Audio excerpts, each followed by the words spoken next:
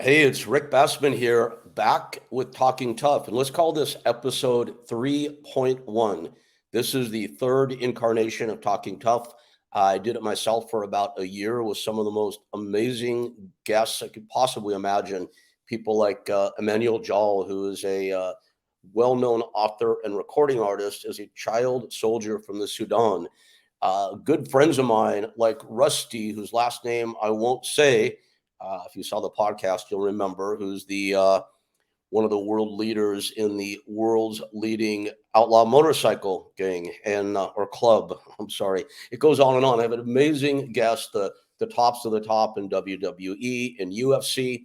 Then in the second incarnation, my good friends, mixed martial arts legend Boss Rutan and boxing legend Butterbean joined me as co-hosts. We got to a lot of listeners and viewers. Thank you all for that. But we let it go at the height of the pandemic for a whole bunch of different reasons. It doesn't matter why. Here I am now, moved to Big Bad Los Angeles from Maui, Hawaii. I know, why would anybody make that move, right? But that's a story for another day. Super excited to get restarted with Talking Tough. It's a whole new era. We're going to have the best and most interesting guests in the world. If you remember the topic or the theme for Talking Tough, it is the world's toughest men and women at their most vulnerable. So what does that mean? These people are very famous in these like action and adventure niches, and we'll get into the war stories, if you will, of their world. Uh, the fun, the highs, the lows, the sex, the drugs, and rock and roll, if that's even a theme that we use or a saying we use these days anymore. And we'll tell the stories and talk about the things their fans want to hear about. And then we'll get into the human side of each guest. Have they, how did they get to the top? Did they fall to the bottom? If so, how did that happen? What was their part in it? Are they still clawing their way out? If they are out, what did they learn in the process? And I think in following that trajectory, our goal is to entertain and inspire. The latter, because you'll find that your superheroes, just like yourselves, they have their challenges, they have their vulnerabilities, and like you, they have to find the best way out back to the top. So without further explanation, I am very, very happy to get ready for our first guest on the relaunch of Talking Tough. So recently, Netflix had a big hit series on the American Gladiators. And the Gladiators are, they were legends from a couple of decades back, and we'll talk about that, who have like really lived in the public consciousness ever since. It's a legend in a place and time that'll never be replicated. And then Netflix brings it back. And in the process of doing that, it reignites the gladiator fever. Well, in that series, which is amazing, you have to watch it on Netflix, and we'll talk more about it when our guest comes on. There were a few people that were featured more than anybody else. And then there's one in particular who really stood out. This person, I didn't clock it or time it, but I'm pretty sure this person got far and away the most screen time. And there's a reason for that. There's an undeniable charisma, but then there's also a story, and the two together just combines for this dynamic individual who I'm very happy to introduce now, a longtime friend of mine, Lori FETRICK, also known as Ice from the American Gladiators. Hey, Rick, how are you doing? Good, Lori. I know it was a long intro. I haven't done this show for a long time, Hey, so it's all good. That's awesome. had to get back to it. And I winged it completely. So I hope I did you some justice in that That's introduction. absolutely perfect. Absolutely perfect. I Good, loved it. good. Well, it's How are great you to see doing? you. I'm doing good. Hanging out here on a beautiful Sunday afternoon in the valley with my four amazingly lovely pit bulls. Life is good.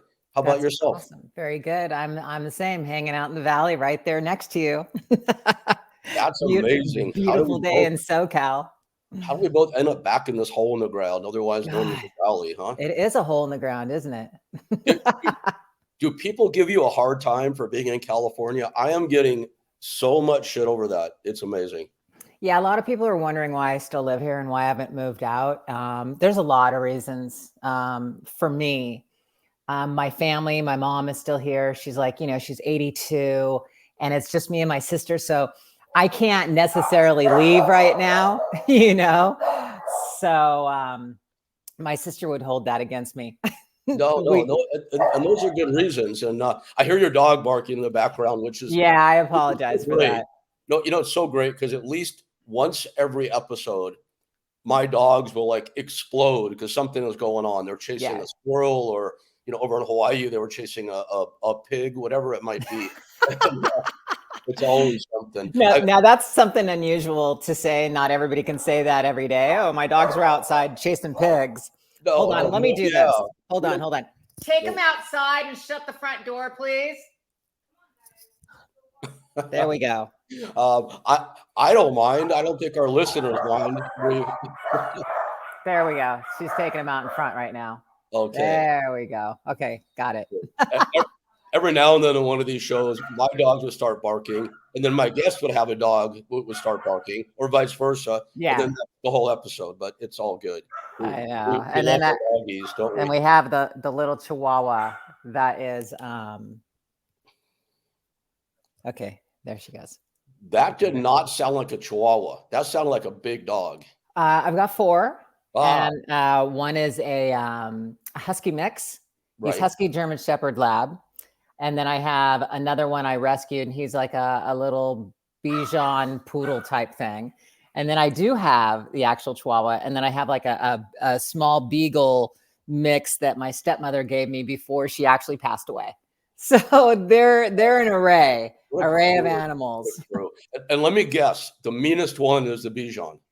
No, no, he's not. His name is River, and he's like the sweetest little guy. And I think it is because I rescued him, Ah, and he okay, knows. He okay. knows that he's in a way better environment.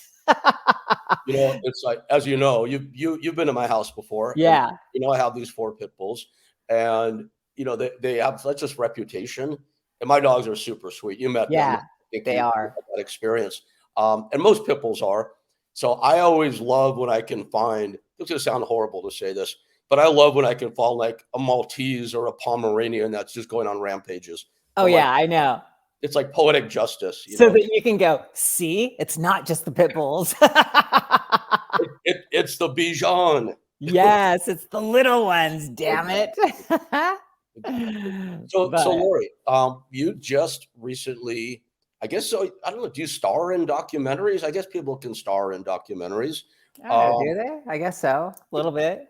or maybe we're featured in There as a we go. more Featured. industry appropriate word. There we But go. the American Gladiators documentary that aired recently on Netflix, would it be accurate to say that you probably had the most screen time out of all the gladiators? It's funny because I looked at it and went, Nitro did. I looked at it and went, okay, Nitro got most of the screen time because he was kind of like the narrator in some of the segments. And I mean, he was an executive producer of the whole thing as well. So but they'd really try to do a good job by kind of giving equal time. But I do believe, yeah, some got a little bit more than others. But I don't know. I didn't see myself in that Oh my gosh, light. you are being so politically correct right now. Oh my gosh. No, it's true though. It's very true. I just didn't see it. I may have miscalculated. I would have said you first, Nitro second, but it could be inverted. Yeah. Regardless, I think there's a reason I have that impression. In my mind, to me, you're like Gladiator Central. You have stayed friends with pretty much the entire cast, Mhm. and casts. I think as they changed throughout the years, I True. think you probably know more of the people than just about anybody. A lot of them are my friends for many years as well, but you still, in my mind, always like stand out as like the poster child for the female American Gladiator. Thank you. I like that. I'll be the poster child. That's all good. So, has this documentary breathed new life into this franchise, or was it just like come and gone sort of thing? It's okay. So I'm how do I say this? Because I've talked with the other gladiators about it. And at the same time, it's like right when the Netflix documentary came out, oh my God, my social media was blowing up and messages. And, we've got all of a sudden this life, bred. And it's just like the American Gladiators came to life again for a moment. And I say for a moment because I'm realizing now in this era of social media that it's like things are so fast Yes. that it's kind of like you're relevant for maybe 30 days, maybe a little longer. I don't know. But it's that fast. It's like, bam, all of a sudden it's like American Gladiators. Oh my God, everybody's like wanting this and, wanting that. And all of a sudden it's like 30 days kind of slows down, 60 days kind of even slows down even more. I'm like, wow, that was really fast, Sure. But for me, what I'm doing is I'm trying to ride the wave a little bit more by, obviously my podcast, Chilling with Ice, staying out there. I'm doing now public speaking, keynote speaking. Actually got together with another person and we're writing a children's book. There's a lot of things that, yes, I'm trying to ride this wave and capitalize on just that little tiny spark. Yeah. I mean, and I know things peak and valley, and there was kind of and I realized as soon as I was asking you that question, I kind of put you on the spot because things always go the way you described. But I know that you're a business person also, so I guess I was like Gladiator, who's a very good friend of mine who shall remain nameless here, who had some screen time and was convinced this was going to be the career lift to A-list actor height. And like you got to take this 1 minute and seize on it and start to plan now. Yes. So you can parlay it into things after the peak starts to valley. Absolutely. My advice fell on deaf ears, but I would think in your case, you're doing exactly that. And that's what you're telling us now. You do. You have to look at it as a business, and you have to take little things and build on top of them. And it's like, okay, so I have to stay as relevant as I can in the public eye. And that means pretty much, doing everybody's podcast so that my podcast can get out there. My podcast can stay relevant. Even doing some guest appearances here and there. Even possibly doing another documentary, but it's going to be, I will be the host of it and we will go on and do more things, as far as that. We're going to do something kind of a small little working title, Level Up, to where it's, taking different celebrities and it's not what are they doing now, but it's more of a what's their pivotal moment. So there's all these different things that, yes, it's a business and you have to like build on top of it, because I kind of knew that little spark wasn't going to last that long if you don't do something with it. Yes. It's so important to be proactive in this world. Yeah. And I think you're such a good example of that. Your podcast you mentioned, I see it behind us. You've mentioned it, Chilling with Ice. And I'm guessing people can download that anywhere they listen to their podcasts. Apple, anywhere. Google, all that fun sort of thing. Exactly. And are you doing, and I'm going to put you on the spot again. See, Go ahead. We don't prepare for these shows, and I hate to set it up and get a flat. It's all good. Do you do a video version of your podcast? Yes, it's on YouTube, and my YouTube version is Chilling with Ice. The YouTube version actually has really picked up some serious momentum, which I actually enjoy, because not only is my podcast on my YouTube channel, Chilling with Ice, but I've got like some of the behind the scene footage that I took, because all that behind the scene footage from the Muscles and Mayhem Netflix documentary, all that was mine. So therefore I own it. So now I'm splicing it all up and I'm putting it out on YouTube so that the little snippets they saw on the Muscle and Mayhem, now they can see the full, let's say, minute or the full 2 minutes, of really what happened in those moments. So that's a lot of fun. So you can see that on your YouTube. Chilling with Ice. I was going to ask you when you started to say you were airing this footage, and Johnny hasn't come after you for it, but you said it's your footage. So it's my footage. I own it. He can't do a thing about it. That is I mean, ESPN used some of that footage even in their documentary, and they had to pay me for it. Excellent. So yes, it's mine. Now, who owns and like, we're probably going to kill people all this business talk. So we'll get into it. But you know what? It's interesting because I think a lot of people are business people out there and they do want to know. But they want to hear the ugly stories, which we'll get to in a minute. But who owns the IP for the various Gladiator characters? Does that stay with the show? That's a very interesting subject right there, because I had my lawyers look at a whole bunch of different things of who owns what can I do. MGM kind of basically owns the American Gladiator ICE uniform. Okay. And I say ICE uniform. So what I mean by that is I can have my podcast Chilling with ICE. I can do anything, OG ICE, icicle. I mean, I can change it around a little bit, and it's just enough for them not to be able to touch me. Now, I cannot go out, put my uniform on, and appear and go, I love Premier Protein, in my ICE uniform. I cannot do that. They own that. But if you were endorsing Premier Protein, they could say, and here is American Gladiator Lori FETRICK ICE, as long as you didn't have the character ID. Oh, here's the other thing. I can say that as long as right before that nice little sentence, you put former American Gladiator ICE. Rick, it's all in the wording, as you know. I do. I mean, we've all probably read extensively about some of the fights former WWE talent have had over their names. Oh, yeah. And, more often than not, it reverts back to WWE. Sometimes the characters, famously recently, Ryback was able to win his name. And that is interesting. I think you're right. There are people out there who wonder how this works. And I'm glad we got a chance to touch on that. Yeah. And it's unfortunate, to be quite honest with you, that they have such a lock on these particular names.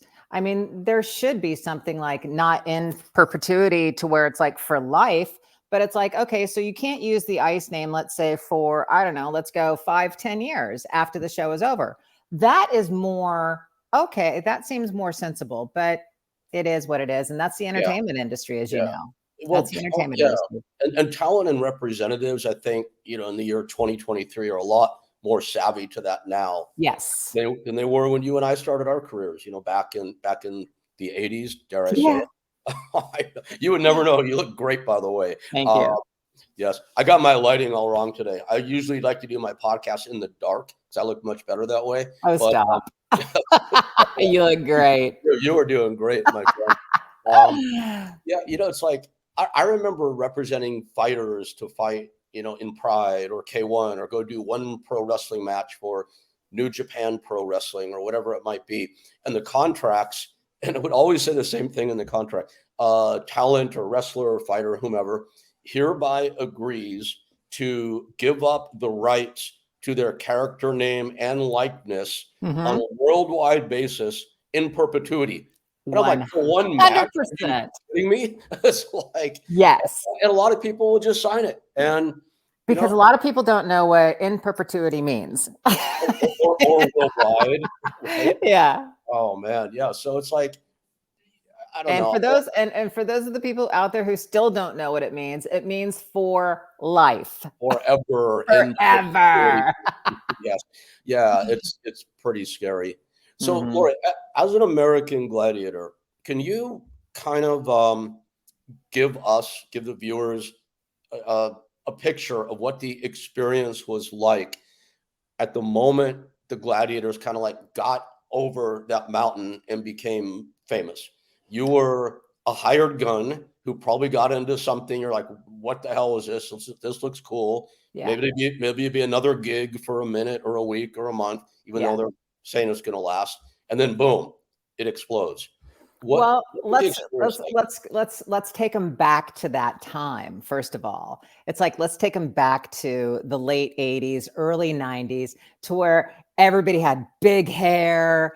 And, it was the whole, oh my God, the Hulk Hogan's, and it was Crash TV and anything went. I mean, it was just, everybody loved this era of the early 90s. Excess. Yes. And so when the Gladiators hit the scene, when I was on my very first season, it wasn't all that huge yet. I mean, I just kind of came in at the bottom to where they got over that pilot. They got the ball rolling a little bit, but they were still climbing up that hill to see where this show was going to go. So I come in my first year, I do it. I have an absolute blast because of the fact I didn't know what to expect. I just saw the show on television one day and went, oh my God, I can do this, because I'm an athlete and also because, bodybuilding and all that. So for me to get to tackle women, to get hit off of the human cannonball, to put my body through that type of regimen to entertain people.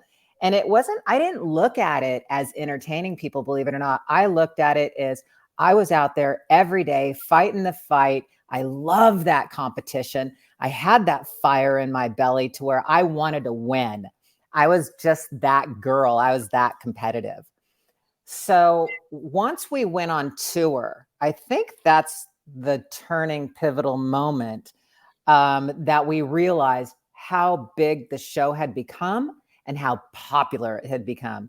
We did a 126 city tour on a tour bus. We were like rock stars. We'd go into a city. They'd set up the night before. We'd walk in at 6 o'clock. We'd eat dinner.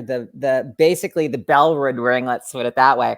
At 7:30, and boom, our name was called, and we ran out on the floor and we did the show that night. We'd pack up, sign autographs, go on to the next city. And it was like the rock star tour. We were like a family inside the bus. We fought, we argued, just like brothers and sisters. We got on each other's nerves, but at the same time, we still were able to work together, have fun together, and party together. So when we did that tour and then we came back, first of all, we filled Madison Square Gardens. So that moment right there, when we walked out in Madison Square Gardens, Rick, and we saw, I think it holds 19,000. Is it 19,000? That's about right. Yeah. Yeah, 19,000 people. And it was sold out.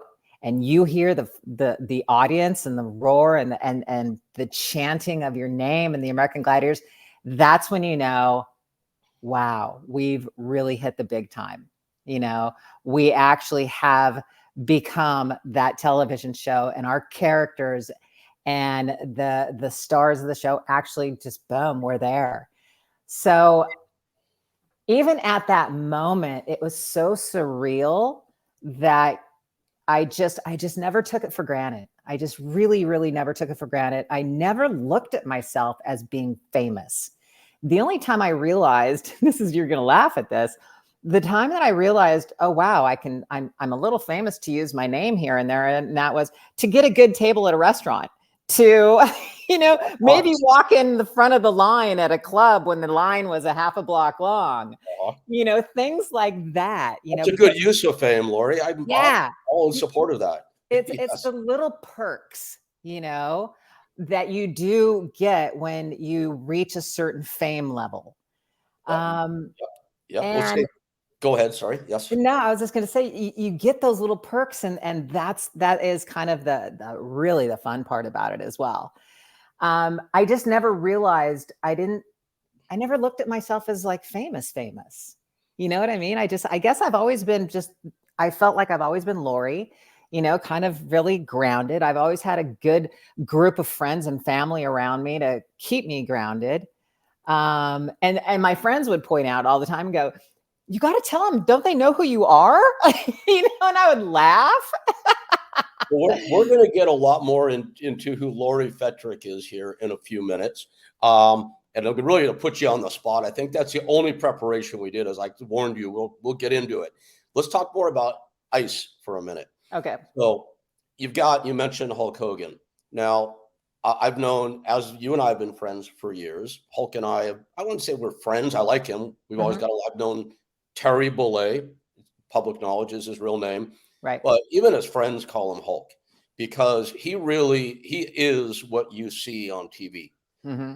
Some of the wrestlers, the persona is a big exaggeration of who they are. Some they aren't. You have always, seen as a very grounded person, as you just explained, but you were ice to people who made ice and Malibu and Gemini and Zap and Dallas and Nitro and on, famous for this period of time. Mhm. You mentioned rock and roll lifestyle. And I want to throw some quick things out. You can answer or not, but we're going to try anyway. The characters, the gladiators. Who was the toughest one? Toughest man, toughest woman? I would say the toughest Physically. I think that the toughest man was Laser. Laser. Yep. I think Laser was I mean, Nitro was good, but Nitro was good with his attitude to where he would try to intimidate some of the players. Okay. Laser, on the other hand, he was all balls out 100%, just in your face to where Laser, that's Jim Starr, right? Yes, that's Yeah, Jim yeah. Starr. He would just pummel you. Yeah, You know? good dude. Thunder, Billy Smith? No, just Yes, Billy Smith. Okay, so Billy was, and I think the reason I go to Laser is because I was with Laser for 9 years. He was on the show for 9 years. Thunder came in, and Thunder was only on it maybe, I want to say maybe 2 or 3, maybe 2 seasons, something like that. But no doubt, Billy Smith was an amazing athlete as well as how big he was. I would have been hate to been hit by that man. You know? he was a beast. He was a big beast. Yeah. So WWF had their eye on him for a long time, but couldn't pry him away from the Gladiators during that period. I remember that. yeah, that's and I wonder how Billy would have fared, you know, as far as WWF was concerned, just because of the fact that he was so big. And I mean, he was like breaking fingers and I shit like you know, on the tour that is just like, you know, his bones were like almost brittle. Well, that's you know? not very tough. It's Yeah. you have attitude. You have who was the toughest? Who's the toughest woman of the American I Gladiators? was. Who was second? Jazz. Jazz. Okay. All right. Jazz was tough. Jazz was strong, big, athlete. Yeah, and Zap was scrappy. Zap was very scrappy. Good athlete, but just kind of scrappy. That's all. That so I don't know why that word fits her. She was good, but I would call her scrappy. Okay. And then on the next one, I would say Blaze was good. Blaze was very good. But yeah, I you know, when it I comes think, Lori, if Shannon Hall is out there listening to this, Okay, so I here's the think thing Shannon though. should fly to LA and beat you up now. No, I was better at many of the games. I was better at more games than Shannon was, you know, and it's funny because Shannon didn't really have the chance again to perform all those years. Right. You know, she only came on like I want to say 1 or 2, even not seasons, but 1 or 2 episodes on the actual television show. And then she did obviously the live show down in Orlando. Shannon's good. Shannon's a fighter. There's no doubt. But when it came to like tackling, when it came to even like whiplash, I know I could beat her ass and all those. Joust, I don't know. I've never jousted her. She's so damn strong. I don't think I'd ever want to joust her. Yeah. You know? You know, it's like because of my not so giant size, one Yeah. thing, and because of my friendships, I've messed with, you know, playing around with so many female pro wrestlers, and Yeah. I went a sparring round with Ronda Rousey once, which did not turn out well for me. Oh my God, that would have been cruel to see. We're the same size, and her manager put us up to it. You know, and a lot of the pro wrestlers, I would say that Dallas Shannon was somebody I never even would have tried to goof around with. No, exactly. Yeah, see, and everybody has their strength, you know, because the games were very versatile. So therefore, you had to be super agile, you had to be fast, you had to be strong, and there are certain games made for certain players, you know. But yeah, Shannon was pretty tough. She was pretty tough. I think that if she were on the show the entire time, her and I would have probably been an equal basis. That's cool. Yeah. You know, I'm surprised that you kind of went as far as like ranking who the toughest people. I didn't think you would do that. But I've been asked the question before. That's the only reason I know that. But since you have, maybe you'll answer the next one. Who was the worst behaved gladiator on the tour? Behaved. On the tour. Yes. You know, I can't really say there was one. No. Oh, come on. I really can't say because we were all very equal across the board when it came to that tour. You know what I mean? I mean, we all had the same complaints, the same gripes, the same bitches, the same gratitude for being there. But yeah, it was kind of equal across the board when things weren't kosher of how the tour was either being ran or the meal situation. Nitro just did my podcast and he goes, yeah, there's a few girls that were some divas on the show. And I was like, who? So I mean, maybe there were some girls that were divas on the tour, kind of like, I want a better hotel room, or I think he exaggerated, to be quite honest with you, because we were so exhausted getting off that bus. We didn't give a shit what hotel room we were in, as long as our head hit the pillow, Right. I get that. So, but yeah, I wouldn't say, I can't really pinpoint anyone that had a shitty attitude, because if they did, they wouldn't have lasted. We would have probably kicked him off the tour pretty fast. as you should, because you can't have that like bad apple spoiling the No, exactly. We were too close in quarters. But here's to what have I a shitty attitude. I didn't explain myself well. Okay. Thank you for that. It's good to know. So I'll refer back to pro wrestling a lot, because in my mind, I oftentimes saw WWF at the time, now it's WWE, of course, and the American Gladiators as being kind of like cousins in a way. We fought that. We fought that constantly, Rick. Yeah, so you're adopting like a larger than life persona and amplifying it for public and entertainment consumption. WWE, WWF, a lot of the guys have written books. Some have been very successful. There's been a lot of documentaries made. Sex and drugs were a big part of the WWF and WWE talents' lives. They've talked about it. I've never seen the Gladiators talk about it. Is there a pact amongst you that you guys just... No, actually, I mean, we actually do talk about it. We do talk about it. I definitely talk about it, as much as I can to pull it out of the Gladiators, right, on my podcast. There's no secret when we were on tour, because it showed on the documentary that Laser and Zap had a quick little affair. Nitro and myself, we had fun with just basically hooking up with people in different cities. Cool, as you should have. I mean, but Rick, think about this. Okay, let's just go again. Put yourself back in that position for a minute. It's like early 90s. Your body is rocking. You're young. Your sex drive is at its height. You're famous. You're out on the road. You're meeting people, and it's true. They're just kind of throwing themselves like, here you go, here you go. Yep. And so it's like, if it was there, and most of the time people took advantage of it. Of course. So yes, there was a lot of sex going on as far as the tour, not necessarily amongst each other, but on the outskirts of it. Right. When it came to drugs, it's interesting enough that not a lot of gladiators were into recreational drugs.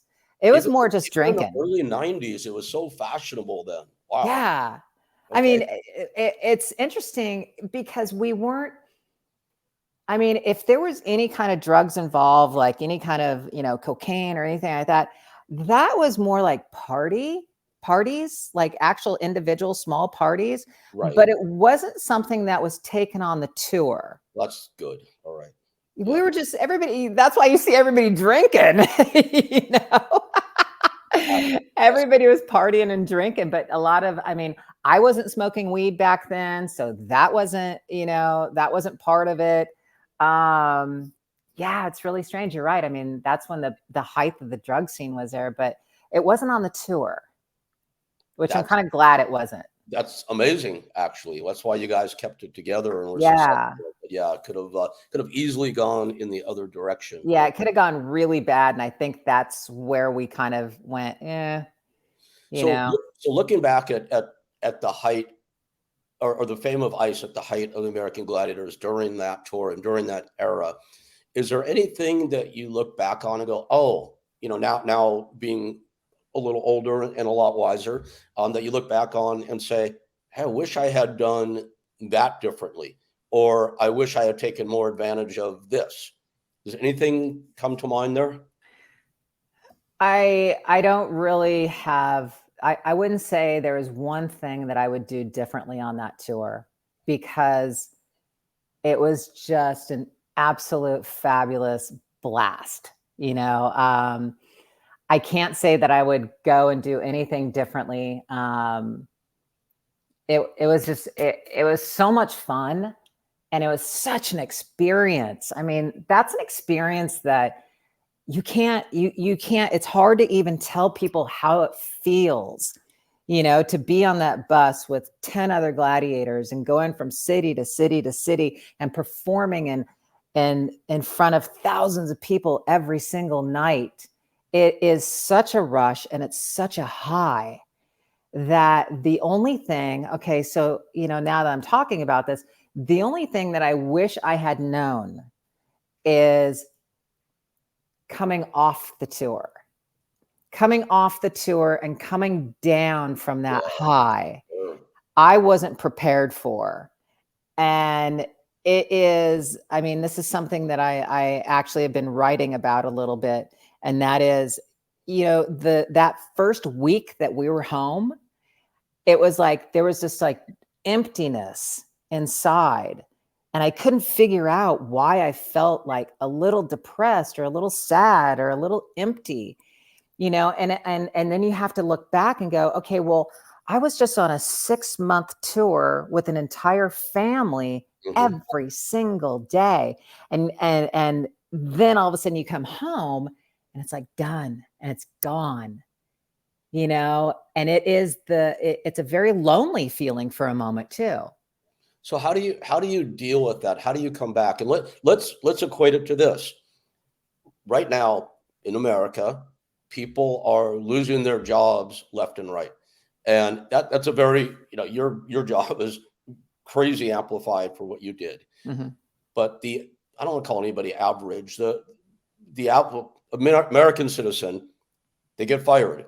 Their identity is built around their job. Correct. Their living is built around their job. Their self-esteem, for better or for worse, largely built around that.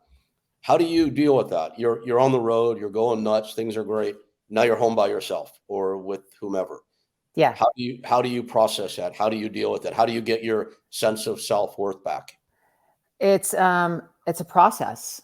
It's a small little process. It's a time process as well. I allowed myself to feel those feelings first and foremost.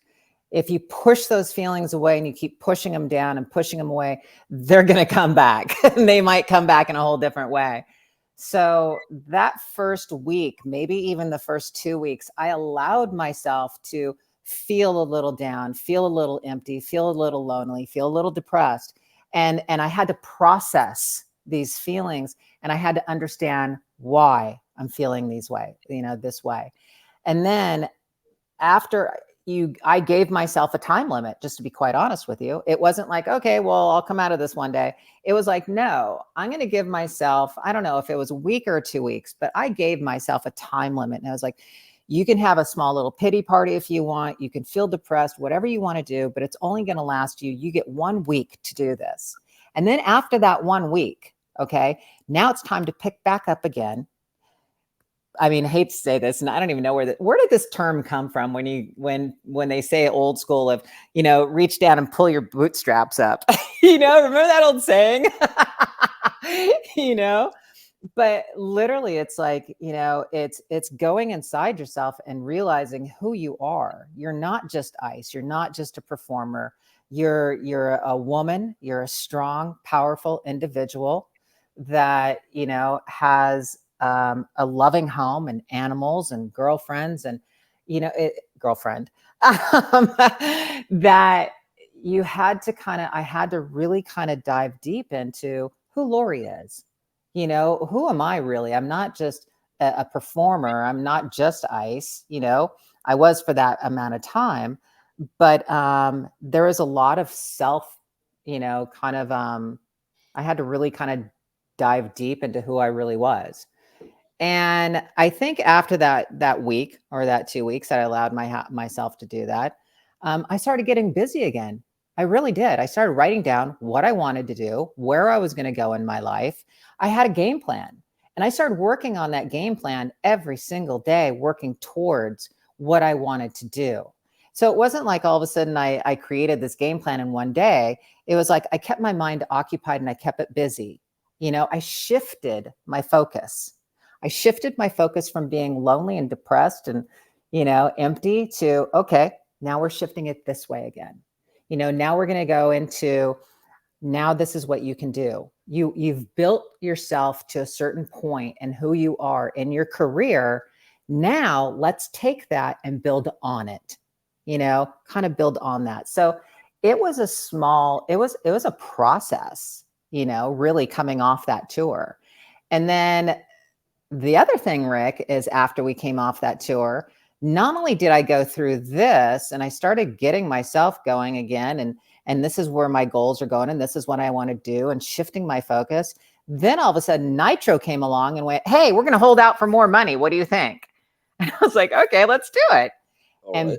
boom, I lost my job completely after that. All right. And that was all within the same year. All right. So you had, prior to the holdout and losing your job, you've been rebuilding yourself, getting yourself stronger. Then that comes. But now it's gone completely. Yeah. So what next? What happens next? I just cried. You cried. You went on a rampage. You shot heroin. You lived in an alley. No, I can't say that. Interesting. What happened? Yeah, it was a pretty devastating moment because I realized that, yeah, I had built this persona of Ice, and they kind of got intertwined. Ice and Lori got intertwined big time. And so once I lost that American Gladiator job, and I thought it was forever. I really did, because there was no talks of coming back or anything like that. I had to really dig deep, of what my next move was going to be, what my next job, how was I going to make money? Because if you think about it, for almost, at that point in time, it was a good 6 years. Was it 6 years, 5 years, 5 years? Let's say 5 years even, or maybe 4. Let's go back, because it wasn't that long. Let's say the first 4 years. That's all I did, was gladiators, personal appearances, meet and greets, you name it. That's how I made my living. So now it's like, boom, let's rip all that away from you. Now what are you going to do, Lori? I was tested. I was tested big time. And I'm a very strong mental person. I realize that. I don't have an addictive personality, so I didn't go down that rabbit hole whatsoever. Thank God I'm not that person. But mentally, I had to dig deep and pull everything out that I had in my arsenal, basically, let's put it that way, to look at my life and create. I had to start creating a whole new career, because that one was taken away from me. So I went into personal training. I thought about, okay, so I'll open up a fitness facility. I started, looking for investors. I started doing all that. And in the meantime, I was doing personal training, keeping my body in shape. And then, believe it or not, about 6 to 7 months went by, and they were ready to look at the next season because they had already filmed that season. And I got the phone call to where they asked me back for the following season. And that phone call was, I couldn't believe I was taking the phone call. Let's put it that way. So at that moment in time, that was yeah. Everything. And it hit me to where it's like, I had to think about it and go, do I really, this is what's even more crazy. Do I want to put myself in that position again? I was almost afraid. That's a great presence of mind. All right. Yeah. I was almost afraid because I'd already, by this time, pulled myself out of that hole. And I was building going back to a relationship, a dependent relationship. Yeah, I pulled myself out of that hole. I was coming back to Lori. I was getting all my shit together. I was starting to build my life at that point in time. and boom, they came back again. And So you did go back. You I accepted did that. go back. I Mhm. went back. Yes, I did. Was it And different the second it time? was different. It was different when I went back. And I went back and it was different because of the fact that first and foremost, I realized not to take anything for granted. I realized that I was very grateful for what I had. I really lived in the moment, at that point in time. And, just going back to the show, I played with it more. I had more fun with it. Um, I guess I just didn't take it as seriously as I did the first 4 years because I was so afraid I didn't want to slip back into that, who am I kind of thing. Lori is ice, ice is Lori. I mean, it's kind of like I had to really kind of separate the two. Experience really brings perspective, doesn't it? Yeah, it sure does. Look at you doing the gratitude practice before that was like a fashionable thing. So good You for you. know, right? You're way ahead of your time there. Amazing. Actually, what's so funny is I think at that point in time, it had just started to get the ball rolling because I remember the book, The Secret, came out, Celestine's Prophecy came out, and all these different books, started coming out that I remember that because I was reading them on the plane when I was traveling to do different personal appearances. So I remember that's when they were out. So you're a student of that world then. Yes, I am definitely a student of that world of gratitude, of manifestation, seeing it and producing it in your mind that you can manifest your entire life. I totally believe that. And it's like, one thing I wanted to ask you about, and I think I have the answer already. It's like such a blunt question. What would you call your rock bottom in life if you had one? And I'm guessing that you're as strong as you are, or you become so strong through your life that you probably never had that great plunge to the bottom, which is amazing. I love when you come across the individual who hasn't laid in the alley shooting heroin and filth and trash. That's a little extreme, obviously. Yeah. But I think you've said something that I think is such great advice to anybody who's going through anything. And most people haven't had the career you have. They haven't come off of a big tour, and given themselves a week to get themselves back together. People are crash and burn big time. And I always wonder, people that are strong, such as yourself, that maybe not had that experience on the bottom, what would you take from your experience that could help somebody today that in their mind has nothing going in life, nothing positive? There's always something positive to look at. Thank you. Good answer. There's Yep. always something that you can find. You can find a person, you can walk across the street, you can walk in a crowd, and you're going to find a person that's going to smile at you. Yes. Yep. You're going to find a person that's going to say hello to you. You're going to find a person that actually accepts you for who you are. There are many things in life to where I know exactly what you're talking about, to where some of these people are just rock bottom. They have nowhere to go. They feel like life is, dealt them a shitty hand and that everybody is against them. And I've run across many people like that. Mm-hmm. And it's like, if you can just sit down with them and literally reach across and hold their hand for just a moment and go, life isn't that terrible. Right. You can find something positive, something. You're alive. There's a positivity. You're 6 feet above ground. You're alive today. It's a step in the right direction. Exactly. But when you were saying that I hadn't hit that rock bottom, I mean, it's kind of like everybody has their particular rock bottom. Right. Everybody has their level of rock bottom. Yes, absolutely. I hit that rock. I mean, I did when I got fired and I got that phone call. I mean, I got anxiety. I got dizzy. I remember it distinctively. I was just like literally like completely devastated. And it was almost like a dream, like this isn't really happening right now. There's just no way. I'm going to wake up from this and everything's going to be fine. Yeah, I just because I didn't go down the rabbit hole of the drugs.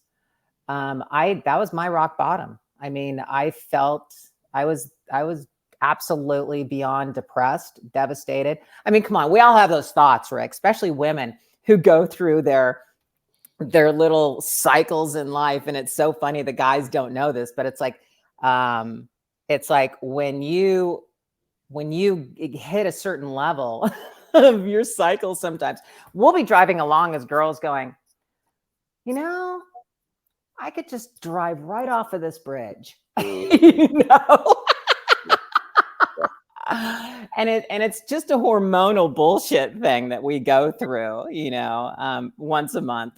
But it's, I mean, it's like I hit that level. I hit that moment, And you handled it beautifully. I mean, what a great process to give yourself a week. That is so strong, and it's such great presence of mind. Maybe 2 weeks. Oh my God, Lori, shame on you. 2 whole weeks. Wow, well, that's amazing. I don't know if you remember the name Charles Swindoll. He was one of the first gurus of the secret type of movement. And he had a famous thing you'd see on walls years ago. It said, "Life is 10% circumstance and 90% attitude."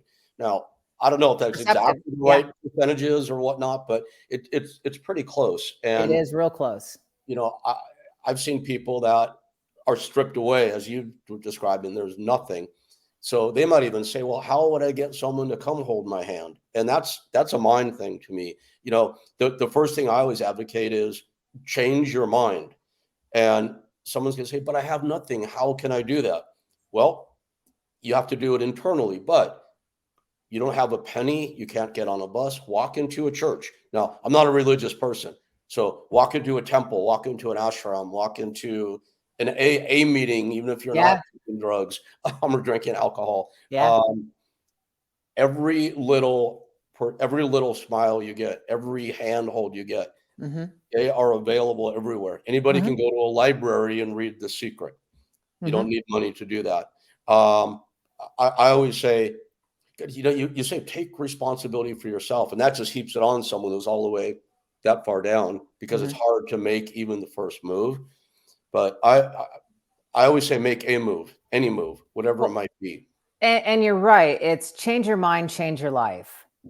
And I think, though, Rick, we're talking also maybe two different types of people, possibly. There are people that go down that rabbit hole and then they hit the drug scene. Once they hit that drug scene, that's hard, because now they're dealing with their addictions. They're going to have to get off that, whatever they're addicted to, first and foremost.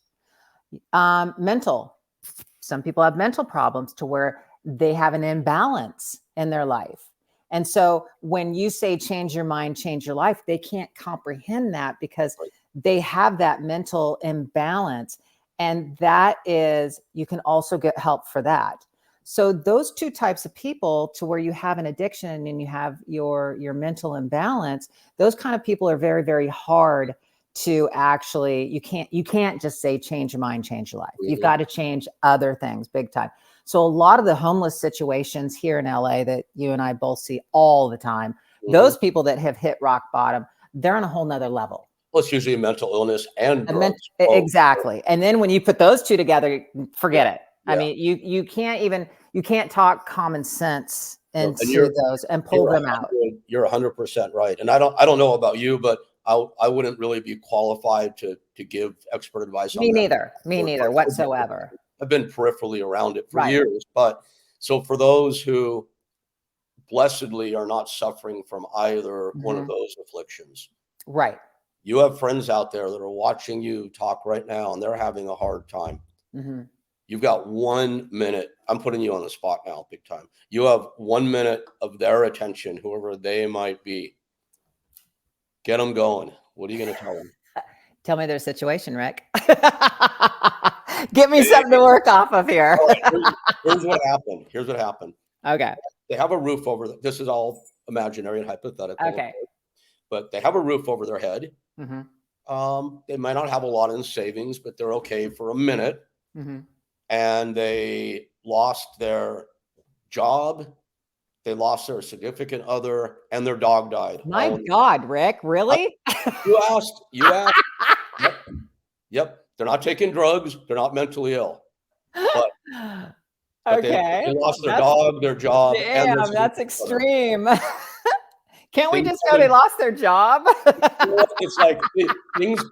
People say things come in threes, and like at my bottoms, and that's not what this show is not about going into mine, but at my several rock bottoms, which are pretty horrific circumstantially, I used to say, I wish things came only in threes. Oh my God.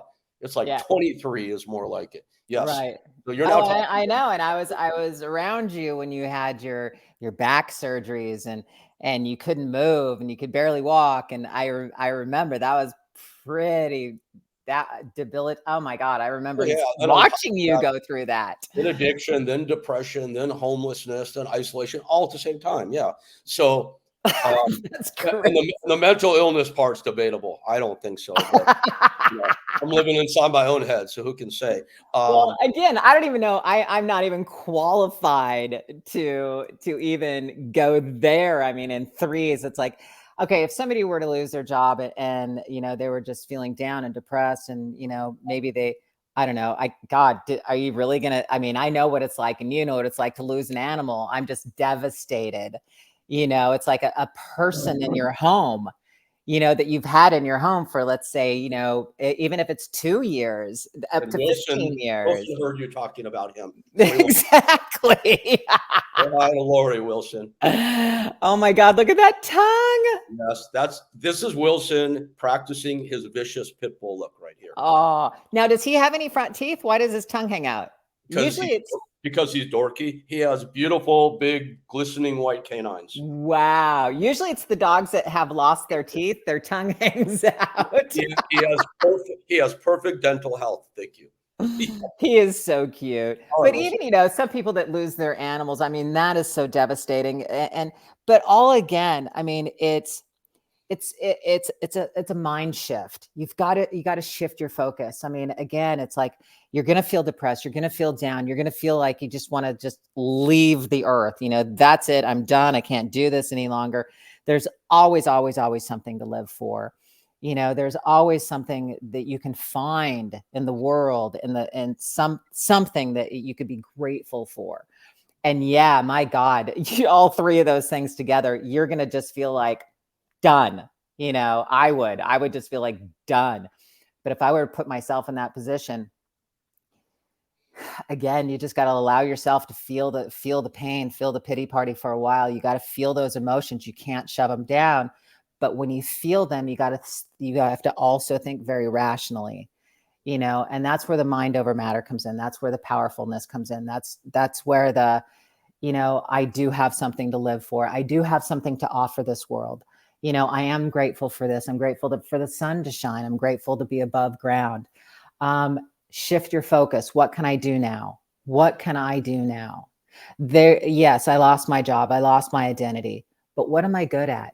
Let's start writing things down now. Let's start writing a journal. What am I good at? What am I grateful for? Have a grateful, book is what I always say. Write down everything that you've had. Maybe at that point in time, this moment in time, you're not grateful for shit because you've lost it all. But I can guarantee you before that time, you were grateful for quite a few things. Absolutely. Absolutely. So that's where you have to go. I mean, for me anyway, that's where I have to go is what have I done in my life? What am I grateful for? And then it's like, all right, now let's start shifting focus. And Rick, it is such a mind game. You know this. It's such a mind game. Very hard. You might have, when you say, okay, I'm going to change my mind, you might have a bright moment or two, and then it's going to get dark again. 100%. And you have to remember when that happens that you did achieve or obtain that moment. Yes. And, I used to, for the longest time, Lori, I said I was taking, one step forward, or 1 step forward, 7 steps back, whatever, right? And then as I'm thinking about someone listening to your advice right now, and without having had this conversation with you previously, I felt like I took that advice because I almost calibrated going from 1 forward, 7 back to 1.6, 1.5, 1.4. Exactly. And then I remember Exactly. one day, I'm like, oh my God, life is like 2 forward, 1 back now. That's pretty good. Yes. Yes. And if you do this process every single day and you just do a small little amount every single day, you build upon that momentum. And like you said, next thing you know, maybe a month, maybe 2 months, maybe 3 months down the road, you're going to find yourself in a new position. Yep. But you're right. You are going to slip back and forth. You're constantly going to slip back. Today, I slip back and forth. Today, I'm still that way. Sure. Today, with all these things going on in my life, don't think that there's a moment in my mind that goes, none of this shit's going to happen. Well, you're not perfect. You know? You're not perfect. Oh my God. No, no. I Shattered mean, everybody's illusions. right. I mean, I wake up sometimes at 5:30 in the morning in a small little panic. You know, I panic about money. I panic about my job, my career. But I also have some really wonderful people around me right now going, do not panic about money. It will come. Keep your mindset. Keep looking forward. I have this, I want to say, support group around me, which is super, super important, is to have like-minded people around you as well. Yes, You indeed. know, even if it's just that one. If someone doesn't have anybody right now, where can they find somebody? Ooh. Support group.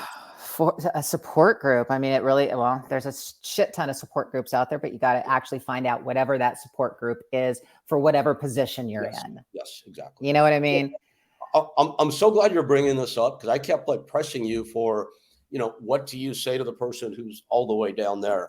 And I think you right now are giving, and I don't think you even had the intention of doing this, maybe you did, of giving great advice Thank you. to the masses of people whose lives seem to be going okay for the most part, Yeah. but who have this anxiety or whatever it might be Mhm. every single day. And there are Yeah. people who have that for sure. I do get that. I mean, I still get it myself, and when I feel those feelings, it's just keep working on top of what's going on. I work on top of fear. I'll work on top of anxiety. I'll work on top of being afraid of something. Meaning what that means is I notice that it's there, but I keep moving forward and work on top of that. I was taught a long time ago. Sometimes it's like if I remember saying something to one of my friends, I was like, oh my God, I'm so nervous about this. And she corrected me right away. She goes, Lori, you're not a nervous person. Nervousness is surrounding you right now. That's what's happening. But you as a person are not a nervous person, so you need to learn to operate on top of that. And that was one of the best advices I ever got, you know? So yeah, it's an interesting process going through life and getting older. Life is a journey, is it not? Yes. I don't know about you, but I'm guessing the following probably applies. It's like, I'm always learning. I know many people, my age, younger, that say, oh my God, if only I knew then what I know now. But they always think they're perfect and they've learned everything in the now. Mhm. We all know people like that, I'm sure. Oh, And for yeah. me, I mean, I still feel like a juvenile half the time. I'm like, Mhm. what am I going to do when I grow up at 61 years of age? It's like, I never feel like I'm quite grown up or quite there. But what I do recognize, I think, is you have the choice to learn from past experience. Yes. Because now when, something catastrophic happens, our definition of catastrophic differs from one person to another. I almost immediately, without pause, go, okay, this is happening it's another cliche. This thing is happening for a reason. Yeah. I'll understand what it is. Maybe not right now, but I will. And I'll find out that it maybe wasn't such a bad thing and maybe even a good thing. Mhm. And that, like, you talked about people not being able to add to a gratitude journal because I can't think of anything. Mhm. And my wife and I, when we were married, kept gratitude journals and we did it together. Every morning was a really cool thing to do as a married couple.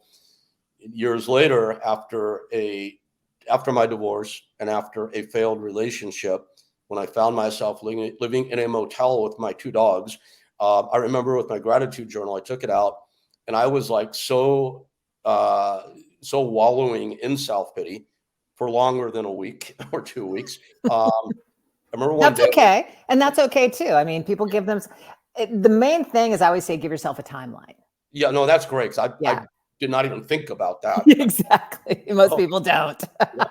I remember writing, I am grateful for Ramon and Marley. And those are my 2 dogs I had at that time. Mhm. And then you flash, and that's all I could come up with. That's like what a pathetic state of mind I put myself in and or allowed myself to be in. So I take responsibility for that now rather than the world doing it to me. Because I could have, as you've espoused so many times during this hour, I could have changed my mind and I didn't.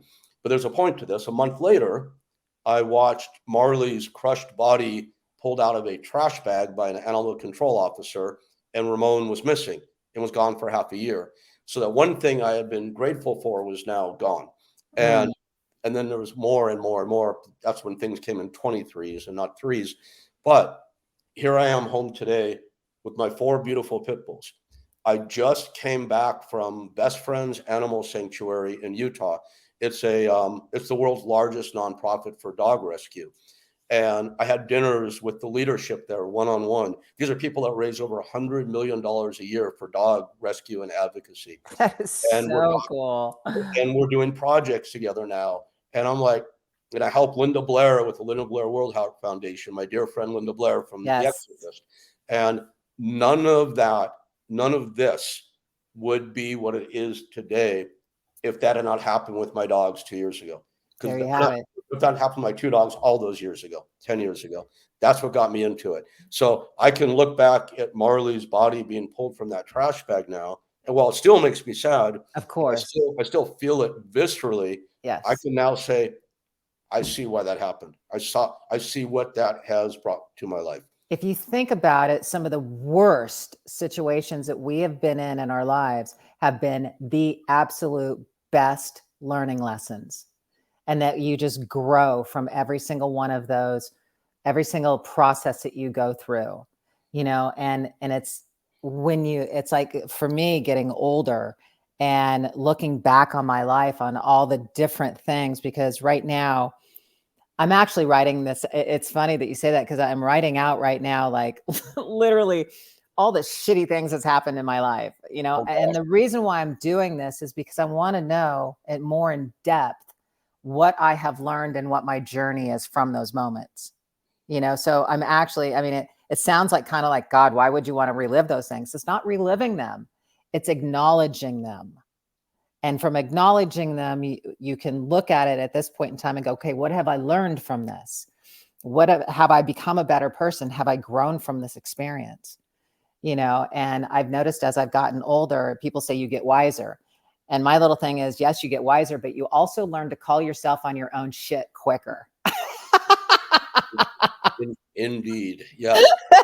So you're doing all of this as part of your continual growth because we never stop growing. Correct. And so that said, what's next for you in life? What are your goals? What do you want to be when you grow up? I know, Rick, I still don't know what I want to be when I grow up. I have the Peter Pan syndrome. That's my favorite movie is Hook. Everybody, they kind of laugh at that because Oh I my love God. that. I love that childlike Yeah. fantasy, that I don't want to grow up, and that maybe that's a small little problem of mine. I don't know, but what's next for me? I have felt for the last 10 years, maybe 20, to be quite honest with you. And this was before the Netflix doc came out, but mainly in the last 10 years, I kept feeling this feeling internally, like I'm not done yet. There's something inside of me keep going, I'm not done yet. I need to be out there. I need to be speaking. I need to be talking to people. I want to encourage. I want to motivate. I want to inspire. So I think this is where it's like, the podcast is coming around, and then that will lead to something. And then public speaking, keynote speaking. I'm actually doing something in this December. I'll be a guest speaker for the LAPD. Which is going to be a lot of fun about fitness and everything else and why it's so important. So, these type of things bring me joy. And yeah, I've always wanted to do a children's book. I think it's going to be a great, amazing little adventure for me. And then I want to do some more documentaries. I want to be on camera more. I love being on camera. I just absolutely love it. So it's finding the right group of people to actually get me to where I'm going. I cannot do this all on my own. I have the visions. I have the thoughts. I am manifesting it. And I'm starting to meet these key people in my life right now that have taken me already just in the last couple months and have done so much for me that I can see where this journey is going to go. So I'm excited about the years to come. And you potentially have a new manager now, a gentleman I believe I introduced you to not long ago at his Yes. company. Good. Yes. And that's hopefully proved helpful, or will. Okay. We'll see. Come on, Rick. You know how managers and agents are in this town. Well, I know both sides of it. I know how managers and agents are, and I know how clients are, and it's tough. It's a tough relationship. There's no doubt about it. Believe it or not, I picked up a business manager actually up in Canada that's doing more for me in the last 2 months than I can say all my managers and agents have done for me in the last 5 years. So super grateful for her. So apart from her and anybody else who might be in your sphere right now, let's break this down. You have the podcast. Once again, how can people find your podcast? Okay, so podcast is on across the board wherever you listen to a podcast. It's called Chillin' with Ice. I will be on iHeartRadio real soon because I'll be underneath their wing. YouTube channel, Chillin' with Ice. All my podcasts, all the fun little videos. My social media across the board is lori.ice.fetrick. That's FETRICK. That's TikTok, that's Instagram, that's Facebook. My website, lorifetrick.com. That has everything on it to where people can hire me as far as guest speakers. I've got my merchandise store there, a little merchandise store called Ice T-shirts, which is fun. Ice T-shirts, nice. Ice T-shirts. Any kind of meet and greets. It'll have my schedule on my website as well, where I'm going to be as far as autograph signings. If anybody's interested in hiring me for autograph signings, they can find me there as well. Rick, I'm across the board on social media. You can't miss me. And that's great. That's great. Yeah, I wanted to know how the public could find you and listen to you, and how the private sector can find you. And and now we know. Yes. Well, Lori, it's so great to. Damn, Rick, I've never been asked these questions before. That's pretty awesome. It was a really nice change in podcasting. Let me give you that. That was awesome.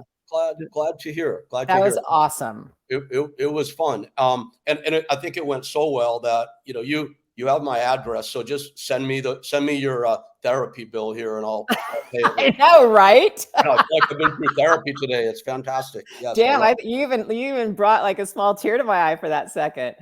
Yeah, you did good. Thank you. Likewise, what I meant is I'm paying you for the therapy is what I meant. I feel like I've had a good therapy session today from you. Amazing stuff. We've got to get together for dinner again. I want to come and see all your puppies. Please. And let's do it again. I would love that. I will be reaching out to you on that. Absolutely. You got it. Thank you so much. Great to see you. And ladies and gentlemen, Lori Ice FETRICK. Thanks so much for being with us today, Lori. Thanks, Rick. I'll see you soon. See you soon. Bye-bye. Bye-bye.